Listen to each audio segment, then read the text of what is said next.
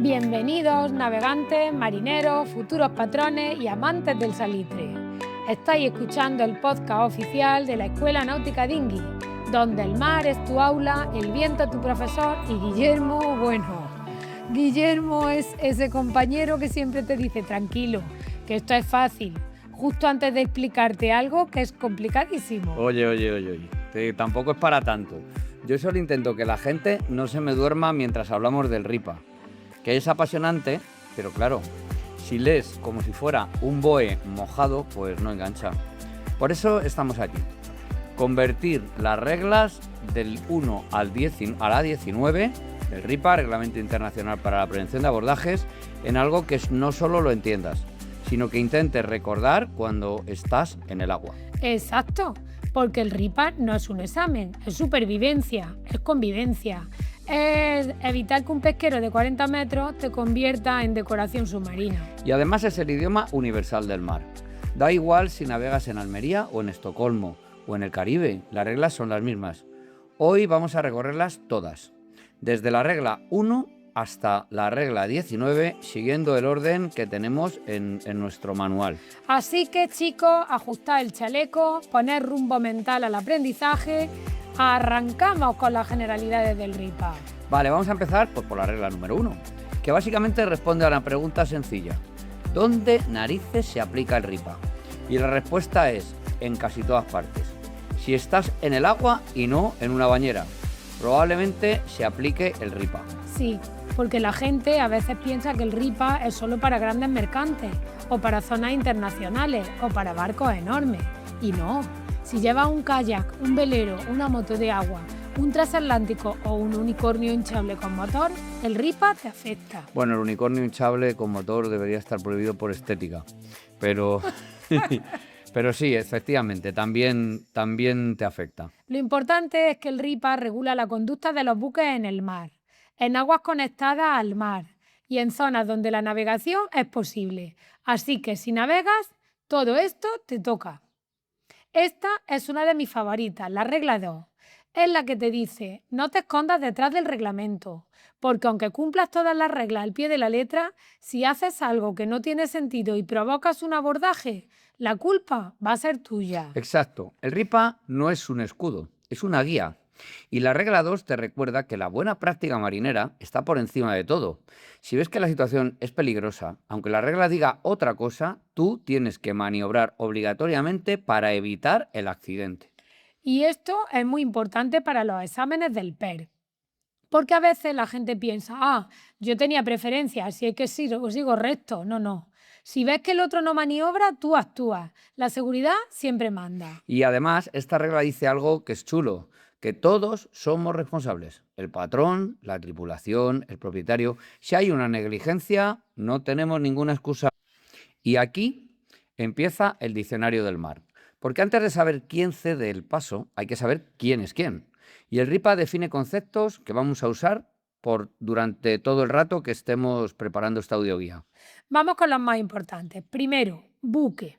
La gente se sorprende porque buque no es solo un barco grande, es cualquier cosa que flota y se usa como transporte sobre el agua. Incluso un hidroavión en el agua es un buque. Luego tenemos el buque de propulsión mecánica, que es cualquier buque movido por una máquina. Y ojo con esto, si vas en un velero pero llevas el motor encendido, aunque tengas las velas izadas, eres un buque de motor. Y eso cambia completamente la regla de cruce, de preferencia, de luces, todo. Así que si llevas motor, eres motor. Y después estaría el buque de vela, que solo es un buque de vela si navega exclusivamente a vela. Si usas el motor, aunque sea un poquito, ya no lo es. Luego tenemos el buque dedicado a la pesca, que solo lo es si está pescando con artes que limitan su maniobra. Un curricán no limita nada, así que un barco pescando al curricán no es un buque de pesca a efectos del RIPA. También existe el concepto muy importante de buque sin gobierno, que es el que no puede maniobrar o bien por una avería o por algún tipo de circunstancia excepcional. Diferente al buque con capacidad de maniobra restringida, que no es por avería, sino porque su trabajo así lo condiciona. Una draga, alguien que está reparando cables submarinos, operaciones especiales, etc. Y el famoso buque restringido por su calado, que es ese que va tan profundo que no puede apartarse de su derrota sin tocar fondo. Vamos, que va por un carril invisible. También se define un concepto que es en navegación. ¿Qué significa en navegación? Que es cualquier buque que no se encuentre fondeado, ni amarrado, ni varado. Incluso si está a la deriva, está en navegación. Y por último, dos conceptos clave. Buque a la vista, cuando se ven visualmente y sin radar. Y visibilidad reducida. Niebla, bruma, lluvia intensa, nieve, cualquier cosa que te impida ver bien. Aquí empieza la parte seria del RIPA, de la regla 4 a la regla 10. Estas normas se aplican siempre, de día, de noche, con niebla, con sol, con tormenta, con resaca emocional. Es decir, se aplican, y la que no es emocional también, la aplicamos siempre. Son la base, las reglas base, las que todo marino debe tener grabadas a fuego. La regla 4 dice, estas reglas se aplican en cualquier condición de visibilidad. No hay excusas. Y la regla número 5, esta es una de las más importantes. La vigilancia debe de ser eficaz, constante y completa, visual, auditiva y con todos los medios disponibles, incluso el radar si lo tienes. Y aquí viene mi frase favorita. El mejor radar es el que está entre tus orejas y tus ojos, porque puedes tener el mejor equipo del mundo, pero si estás mirando el móvil, no te va a servir de nada, como bien sabemos. Exacto. Y en el examen del PER, esta regla cae muchísimo. Siempre hay preguntas sobre la vigilancia y la respuesta siempre es la misma. Vigilancia eficaz, visual, auditiva y con todos los medios disponibles. Y la regla número 6. Aquí la gente siempre pregunta, ¿y cuál es la velocidad de seguridad? Y la respuesta es, depende, no hay un número fijo. Es la velocidad que te permite maniobrar con la mayor seguridad y detenerte a tiempo de evitar una colisión, un abordaje, que para eso se llama RIPA. Depende de la visibilidad, del tráfico, de tu maniobrabilidad, del viento, del mar, de la corriente, del calado respecto a la profundidad. Vamos, todo influye. Y de noche, cuidado con los resplandores, las luces de tierra pueden engañar y lo hacen muchísimo. Esta regla es oro puro, la regla número 7, dice que hay riesgo de abordaje si la demora del otro buque no varía de forma apreciable. Si lo ves siempre en el mismo sitio, pero cada vez más grande, malo. Malo, malo. Y si tienes dudas, el RIPA lo deja clarísimo. En caso de dura, se considera que el riesgo de abordaje existe. En caso de duda, siempre existe el riesgo de abordaje. Así que, si no lo tienes claro, actúa. Regla número 8. Las maniobras deben ser claras, decididas y hechas con antelación suficiente. Nada de pequeños cambios que no se notan. Sí, porque si haces un cambio mínimo, el otro no sabe si estás maniobrando o si te ha dado un calambrillo en el timón. Y la maniobra debe ser eficaz. Hay que pasar a una distancia segura. Y vamos con la regla número 9. Esta regla hace referencia a los canales angostos, en las zonas estrechas, en las rías, en las entradas de puertos, canales balizados. Y la regla dice, navega por estribor lo más pegado posible al borde del canal. Y muy importante, los veleros y los barcos de menos de 20 metros no deben estorbar a los buques que solo pueden navegar dentro del canal. Ellos tienen prioridad. Y no se te ocurra fondear en un canal angosto, nunca, eso está prohibido, es como aparcar en mitad de una autopista. Ahora os voy a contar lo que dice la regla 10, la que regula los dispositivos de seguridad de separación del tráfico, DST. Son autopistas marítimas y tienen reglas claras. Sus reglas claras son, navega en la vía correcta, no entres por donde te dé la gana, si cruzas, hazlo en ángulo recto y si eres pequeño, puedes usar la zona costera y nunca navegues por la zona de separación, es como ir por la mediana en una autopista. Navegantes, ahora entramos en la parte que más preguntas genera en el examen de PER, así que atentos. También preguntas en la vida real, porque aquí es donde el RIPA te dice con claridad meridiana quién debe apartarse, quién mantiene su rumbo, quién maniobra y quién no. Y sobre todo, cómo evitar convertir en un día de navegación en un parte con un accidente. Lo primero que dice la regla número 11 es algo muy simple pero muy importante. Estas reglas solo se aplican cuando los buques están a la vista uno del otro. Es decir, cuando puedes ver al otro barco con tus ojos sin radar. Si no lo ves, si hay niebla, si hay mala visibilidad, entonces no se aplican estas reglas, sino la regla 19, que ya la veremos al final. Exacto. Y esto es clave, porque mucha gente mezcla las reglas. Por ejemplo, en niebla no existe vuelta encontrada, ni cruce, ni alcance, tal y como lo entendemos aquí. En niebla se navega con otras normas, pero cuando hay buena visibilidad, cuando ves al otro barco, entonces sí. Entran en juego las reglas de la 12 a la 18 y vamos a repasarlas una a una con calma, con buen humor y con ejemplos que os ayuden a recordarlas cuando estáis en el agua. La regla 11. Esta regla es preciosa porque es muy marinera. Habla de dos veleros que se aproximan con riesgo de abordaje. Y aquí no hay motor, no hay máquina, no hay diésel, solo viento, velas y física. Y la preferencia depende de por dónde reciben el viento. Y aquí viene el truco que siempre enseñamos en la Escuela Náutica Dinghy. Si a babor recibes el viento, has de ser tú el que ponga el tiento. O sea, si estás amurado a babor, tú cedes. ¿Y si ambos reciben el viento por la misma banda? Por babor los dos. Entonces el que está a barlovento se aparta del que está a sotavento. Es decir, el que está recibiendo el viento se aparta del que no lo está recibiendo. ¿Por qué? Es una regla sencilla de entender. El de barlovento suele tener más capacidad de maniobra y menos presión del viento. Y esto, aunque parezca muy técnico, en realidad es intuitivo. Cuando navegas a vela. Pero claro, en el examen no está navegando, está sentado con un boli en la mano, así que memoriza. Viento por bandas contrarias, el que recibe el viento por babor, cede. Viento por la misma banda, el de barlovento, cedo. Y recordad, esto solo se aplica entre veleros. Si uno de ellos lleva motor encendido, aunque tenga las velas izadas, ya no es velero, acordaos. Es buque de propulsión mecánica, entonces ya esta regla no se aplica.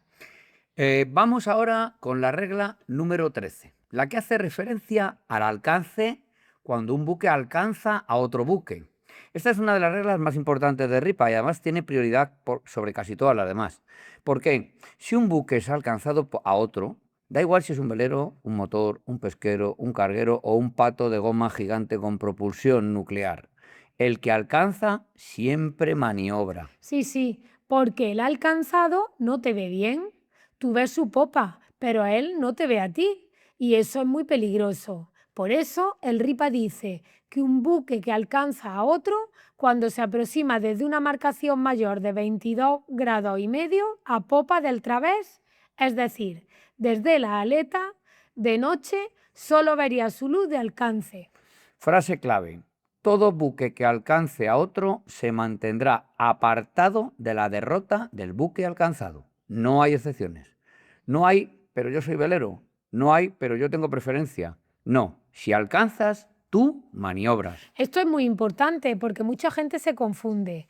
En cruce, el velero tiene preferencia sobre el motor, pero en alcance, no. Si un velero alcanza a un barco de motor, el velero cede y punto. Y la regla 14, la de situación de vuelta encontrada. Esta regla es muy sencilla y muy lógica. Dos buques de motor se aproximan de frente o casi de frente con riesgo de abordaje. ¿Qué hacen ambos? Caen a estribor. Así pasan por la banda de babor del otro. Es como cuando vamos por una carretera estrechita, ¿vale? Y vamos ocupando parte del carril contrario. Si te cruzas con otro coche, pues cada uno se aparta un poco hacia su derecha. Por lo mismo, esto evita confusiones. Si uno cae a babor y el otro cae a estribor, se lía. Pero si ambos caen a estribor, todo fluye. Y ojo, esta regla solo se aplica entre buques de propulsión mecánica. Si uno es velero, ya no es regla 14, es otra situación. Aquí viene la regla estrella del examen, la más preguntada, la más repetida, la que más confusiones genera y la que más abordajes evita. La regla 15, situación de cruce. Dos buques de motor cuyos rumbos se cruzan con riesgo de colisión. Olga, ¿quién debe ceder el paso? El que tiene al otro por su costado de estribor. O sea, si tú ves al otro por tu derecha, tú cedes. Si lo ves por tu izquierda, Tú sigues a rumbo. Y aquí viene el truco que siempre intentamos enseñaros, tanto Olga como yo. El que ve verde pasa, el que ve rojo cede o para. Si tú ves la luz verde del otro, él te ve la roja, tú tienes preferencia. Si tú ves la luz roja del otro, él te ve la verde, tú cedes. Y además, si eres el que cede, debes evitar cortarle la proa al otro. Es decir, no pases por delante, pasa por detrás, siempre es más seguro. Y la regla 16, cede el paso en la maniobra del buque que cede al paso. Esta regla es muy directa. Si tú eres el que cede, tienes que actuar. No puedes esperar, no puedes confiar en que el otro hará algo. Tú maniobras con antelación suficiente y de forma decidida. Y esto es muy importante en la vida real, porque a veces barcos que dudan, que empiezan con cambios mínimos, que no sabes si están maniobrando, si están bailando sevillanas o qué coño están haciendo. No, la maniobra debe ser clara, que el otro la vea y la entienda. Y la maniobra del buque que sigue a rumbo, la que hace referencia en la regla 17, aquí está la otra cara de la moneda. Si tú tienes la preferencia, mantienes rumbo y velocidad, porque si tú cambias y el otro cambia, se lía. Pero esta regla tiene dos matices muy importantes. Pero muy importantes. Primero, puede actuar si ve que el otro no está maniobrando. Y segundo, debe actuar si la colisión es inminente y ya no basta con la maniobra del otro. O sea, tener preferencia no te da derecho a estrellarte. Si ves que la cosa pinta mal, tú también maniobras. Y además que la regla directamente se anula, ¿eh? La regla 18, que es a la que vamos a ver ahora, establece la jerarquía de preferencia entre tipos de buques. Y es muy lógica. El que menos puede maniobrar tiene preferencia sobre el que más puede. Y el orden es este de mayor a menor preferencia. Primero, buque sin gobierno. Segundo, buque con capacidad de maniobra restringida. Y tercero, buque restringido por su calado. Cuarto, buque dedicado a la pesca. Quinto, buque de vela. Sexto, buque de propulsión mecánica. Y por último, el séptimo, el hidroavión. Y esto es muy importante porque a veces la gente piensa, yo soy velero, tengo preferencia sobre todos. Pues no. Sobre un pesquero con redes no tienes preferencia. Sobre un buque restringido por su calado, tampoco. Sobre un buque sin gobierno, menos todavía. Y recordad, esta jerarquía solo se aplica cuando hay riesgo de abordaje y cuando no estamos en alcance, porque en alcance ya lo dijimos, el que alcanza siempre cede. Y llegamos a la última regla de este bloque de la 1 a la 19, la regla 19. Conducta con visibilidad reducida. La reina de este tipo de situaciones es la niebla, porque no confundiros, la noche no se considera una visibilidad reducida, ¿vale? La niebla, por supuesto que sí, y es la que más suele influir. En esta regla se aplica cuando los buques no se están viendo el uno del otro debido a la niebla, la bruma, una lluvia intensa o una nieve muy intensa, lo que sea. Aquí cambia todo. Las reglas de cruce, alcance y vuelta encontrada ya no se aplican, ¿eh? Aquí, lo primero es navegar a velocidad segura, con las máquinas listas para maniobra inmediata. Nada de ir a toda pasta en niebla.